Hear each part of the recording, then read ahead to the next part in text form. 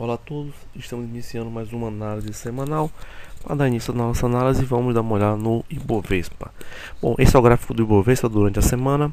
Podemos ver que o Ibovespa teve uma semana de leve alta, subiu 0,42 durante a semana, fazendo um leve movimento ascendente. Então, o Ibovespa no gráfico semanal, podemos ver claramente o movimento de lateralização de várias semanas. Dando uma olhada no gráfico diário,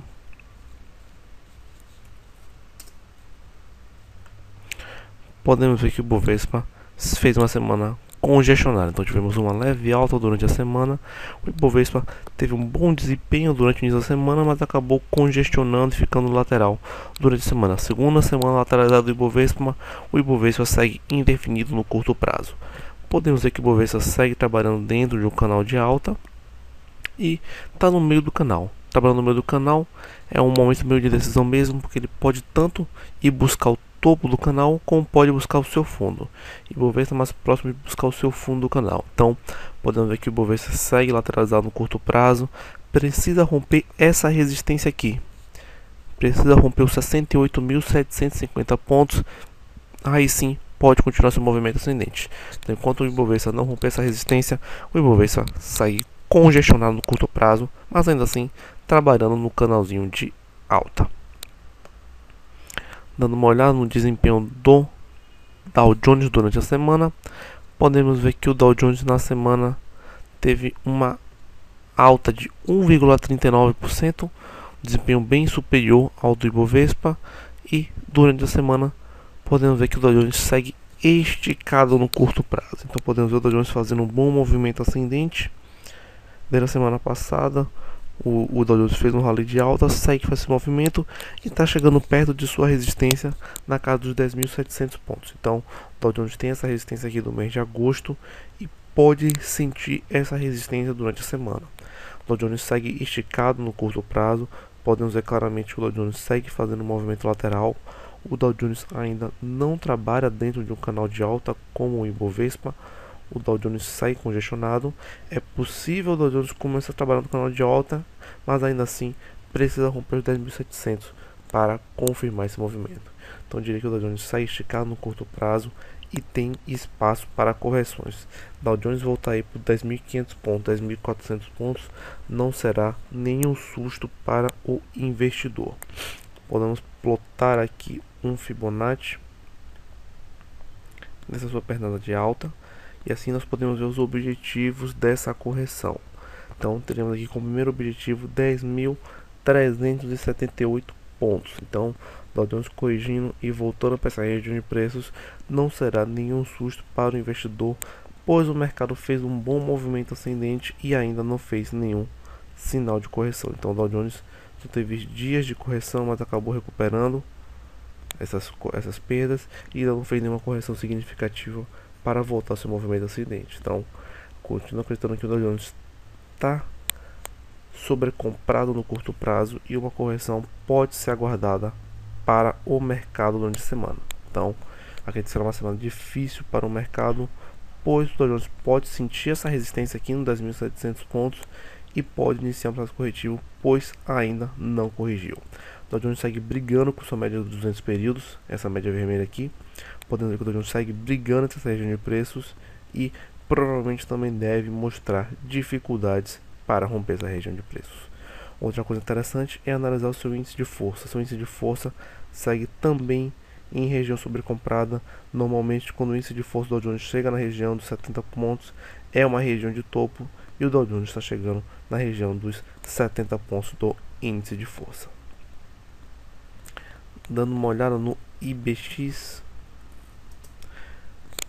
podemos ver que o IBX não tem nenhuma divergência com o Ibovespa. Também segue trabalhando dentro de um canal de alta, congestionou um pouco durante a semana, não conseguiu ainda romper a resistência que tem no mês de agosto. Então o IBX também segue com um movimento similar ao Ibovespa, sem grandes divergências.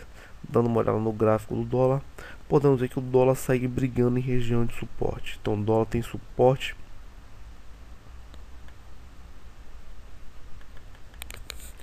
o dólar tem um suporte na casa dos 1.700 pontos e o Ibovespa segue brigando nessa região de preço. Então o dólar segue fazendo um movimento lateral em região de suporte e pode congestionar um pouco. O dólar segue em tendência de baixa, já segue fazendo um movimento lateral, ainda não deu sinal de força, mas pode fazer um repiquezinho aí, até para fechar esse gap. Então, o dólar tem um gap aberto nos 1.765 pontos, é possível o dólar fazer um repique para vir fechar esse gap nessa região de preço. Então, não é comum o dólar deixar um gap aberto, e é possível sim um fechamento do gap próximo.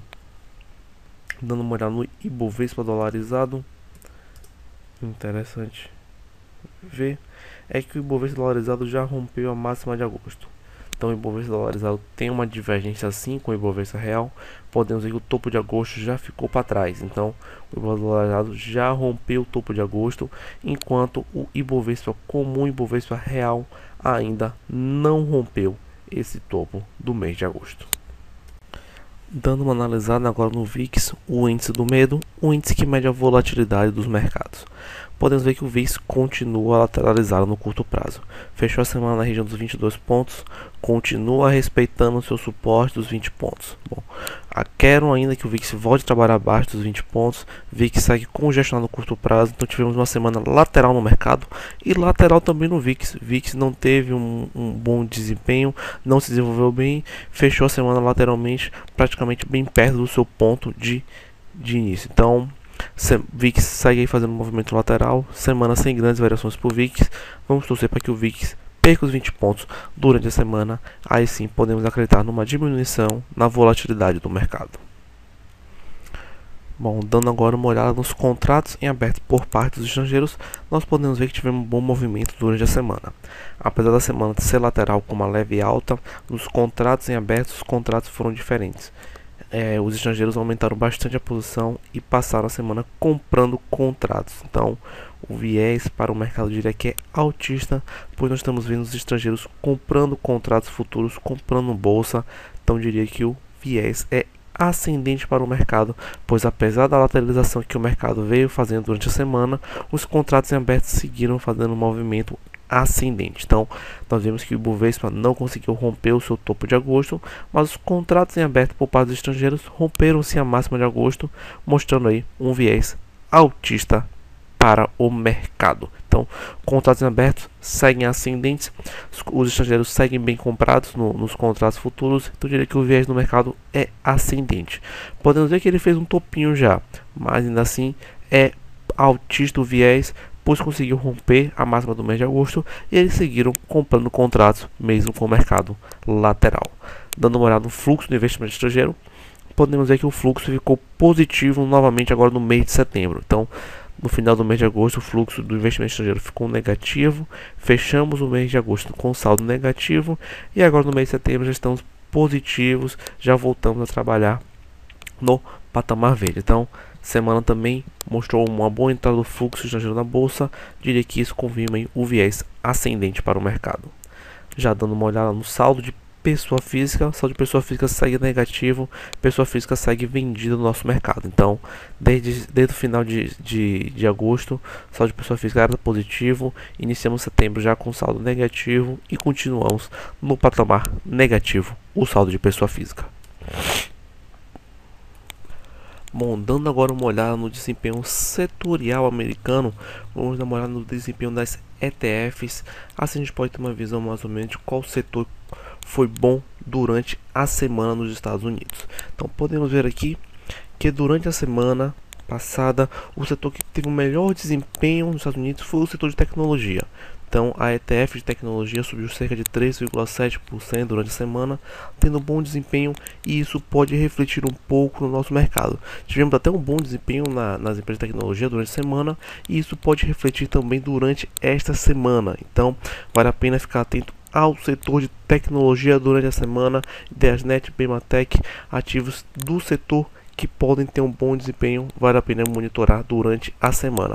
Sobre ativo que não teve um bom desempenho, energia e utilidades, então vale a pena aí também ficar de fora dos ativos, monitorar, ver se eles pesam durante a semana. Caso pesando, é melhor estopar a operação e aguardar um novo momento. Então, energias teve uma semana ruim nos Estados Unidos e o setor de utilidade também teve uma semana ruim. Vale a pena ficar atento a esses dois setores que também não tiveram um bom desempenho no mercado internacional. Bom, vamos dar uma olhada agora no indicador de sentimento do mercado. Diria que o indicador de sentimento chegou no patamar crítico.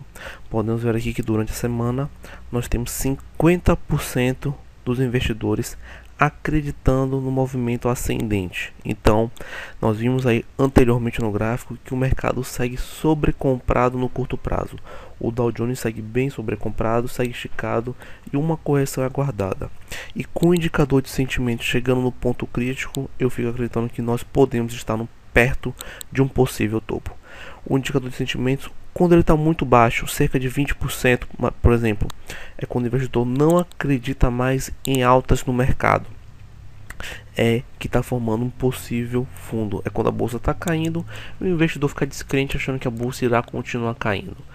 Então, quando o indicador de sentimento chega perto dos 20%, apenas os investidores acreditando na continuação do movimento ascendente, é porque a bolsa chega no possível fundo.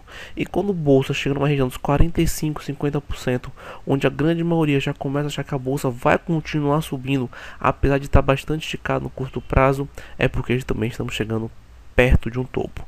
Então o indicador de sentimento, sempre quando ele está nos extremos, ou muita gente acreditando que vai continuar ascendente, ou quando tem pouquíssima gente acreditando que ele vai subir, é quando ele faz seus fundos e seus topos. Então fico preocupado com o mercado, pois o Dow Jones segue sobrecomprado e chegamos aos 50% dos investidores achando que o mercado vai continuar seu movimento ascendente mesmo após esse grande rally que o Dow Jones fez. Então isso me deixa preocupado. O Dow Jones segue esticado no curto prazo e com o indicador de sentimento bastante elevado, fica acreditando que nós podemos estar perto de um possível topo.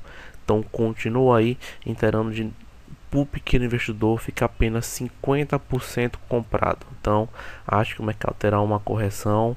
O indicador de sentimento já está mostrando um patamar bem elevado, portanto acho que o investidor deve ter cautela nas compras, pois acredito estar chegando bem perto de um topo de curto prazo. Então seria prudente ficar apenas 50% comprado do capital, deixar um pouco de liquidez para quando o mercado corrigir. Então, indicador de sentimentos 50% na semana, altíssimo, diria que temos boas chances de estar fazendo um topo no curto prazo.